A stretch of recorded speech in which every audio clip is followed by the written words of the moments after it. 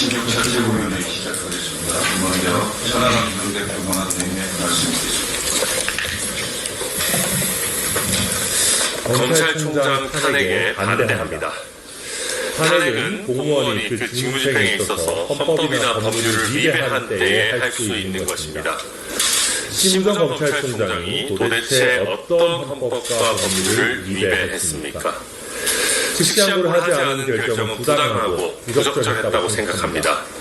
그러나 법률적으로 구속 취소 결정에 대한 즉시함고는 의무가 아닙니다.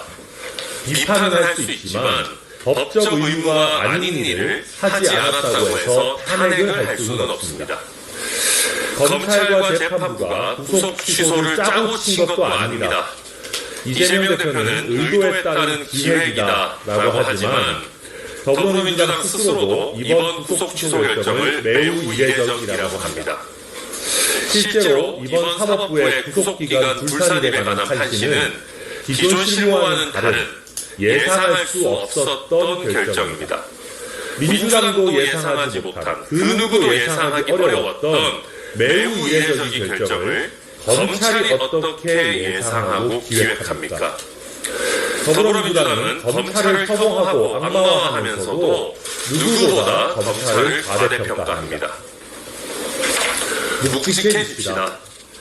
더불어민주당이 습관적 탄핵, 예방적 탄핵, 보복적 탄핵을 남발해왔기 때문에 탄핵이 한없이 가벼워졌습니다.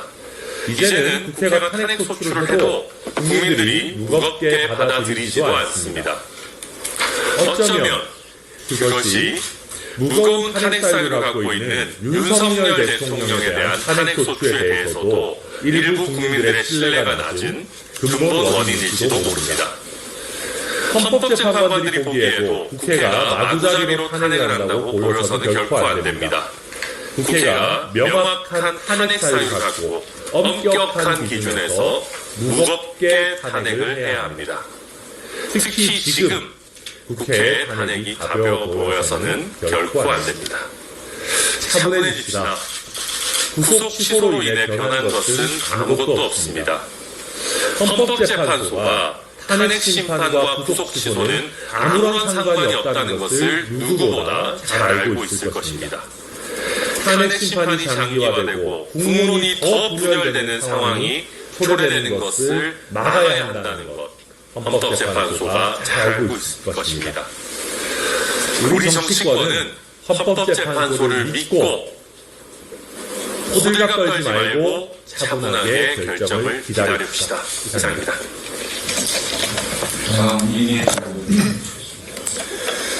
민주당은 광란의 칼춤을 멈춰주십시오.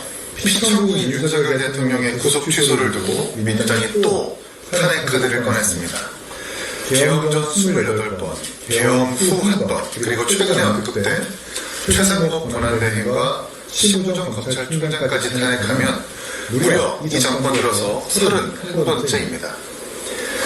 민주당에게 탄핵이란 골라먹는 31가지 아이스크림쯤으로 생각하나 본데 이 정도면 환자 수준입니다. 탄핵 도착증이라도 있는 겁니까?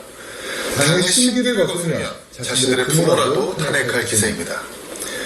대통령의 석방에 대해서 이견을 가질 수 있습니다. 당연히 불법 개헌을 선포한 대통령의 임시구속 취소에 대해 불만을 품을 수 있죠. 그러나 그 수준이 입법의 보완 정도가 아니라 자신들의 정념에만 사로잡힌 눈먼 탄핵과 좌표찍기라면 민주당은 전광훈 아스팔트와 다를 게 없음을 시인하는 겁니다. 세상 가장 극악무도한 범죄 피해자라 할지라도 국가와 사회가 규정한 절차적 하자를 범하면서 그의 인권을 박탈할 수 없듯이 제아무리 불법적 개헌과 내란이라 할지라도 절차의 당위와 정당성을 엎어놓고 그의 직을 판별할 수는 없습니다.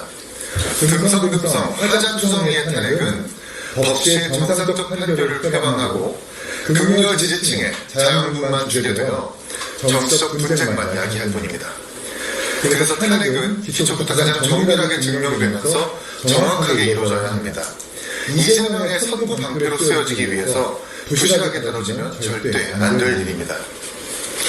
대통령은 반드시 탄핵될 겁니다. 그러나 그것은 어디까지나 대한민국 법치주의의 엄정한 판결에서 비롯되어야지 민주당의 광란의 칼춤으로 되어서는 안 됩니다. 민주당은 검찰총장의 탄핵 진행을 멈추고 부디 이성을 찾으시길 바랍니다. 한편 검찰의 항고 포기는 역사의 오점으로 남을 것입니다. 일반 피고인의 구속 취소 사유가 대개 받아들여지지 않는 상황에서 유독 권력을 가진 대통령의 경우에 구속 취소가 인정되는 것은 특혜로 비춰지기 충분합니다. 무엇보다 이번 결정으로 인해서 사법부가 피고인의 신병을 구속하는 절차에서 권력자의 인권이 일반인의 인권보다 더 무겁게 부각되어 보일 수 있음을 저는 우려합니다. 대한민국 헌법과 형사소송법에선 권력을 가진 국민과 일반 국민의 인권에 차등을 둔 근거는 없습니다. 검찰은 앞으로의 역사 속에서 이 결정에 상응하는 책임을 마땅히 져야 할 것입니다. 마지막으로 공수처입니다. 공수처는 폐지되어야 합니다.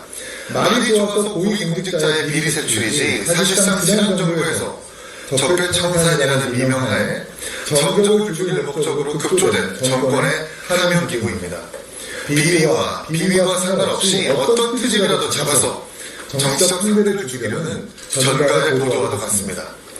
전세계 어느 나라에도 없는 기형적인 기구인 만큼 공수처법의 대폭 개정을 통해서 폐지 또는 개편의 필요성을 저는 이 자리에서 공론화합니다. 이상입니다. 네, 이런 미국으로 전화하겠습니다.